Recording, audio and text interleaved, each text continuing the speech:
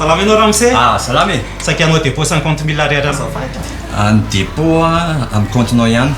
Tokony mahany mobile monnaie ianao no tena marina. Zany ve? Fa nefa za tsy manana mobile monnaie no tsy mahay mikirakira an'izany. Tsisy fika tsotsotra azo atao ve? Oare, tonga dia alefantsika amin'ny numéro téléphone namanao le vola zany. Aisy, dia ohatrin'ny izany? 1500 ariary no ataontsika le frais a, dia 1500 ariary koa ny dépôt. Zany hoe fitambararao zany ny vola lohanao. Sûr amin'izany ve ianao? Ary mora noho izany no hitako ato a?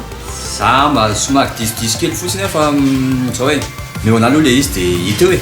Dia ahoana moa izany nahafantarako hoe voarainy le izy? Araka tonga dia atsoa izy e. Dia mbola zatovy izany nandany vola iantso anazy.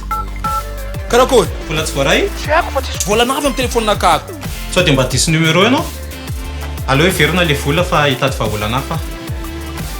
Easy Cash fandefasam-bola tsotra sy azo antoka kokoa amin'ny sarany tokana makany amin'ny tambazotra rehetra. Manantona ireo cash point akaiky anao, tsotra ny fandefasanao vola, entony lela vola tianao, ny numéro amin'ny findainao sy ny numéro karapanondronao, ny numéro amin'ny andefasana azy sy ny numéro karapanondrony ihany koa. Io ihany dia azonao ny fanamarinana fa lasa le vola ary tonga somatsara ny amin'ilay numéro nandray azy. Afaka manatona cash point avetrany koa ilay nandray vola, manome ny code retrait voarainy, numéro karapanondrony izay vao mariny Easy Cash eo. Dia zay, voarainy le vola, milamina tsara amin'izay ianao rehefa mandefa na mandray vola. Easy Cash, hitanao manerana ny cash point Orange Money Royal. Easy Cash, tolotra Orange Money Madagascar.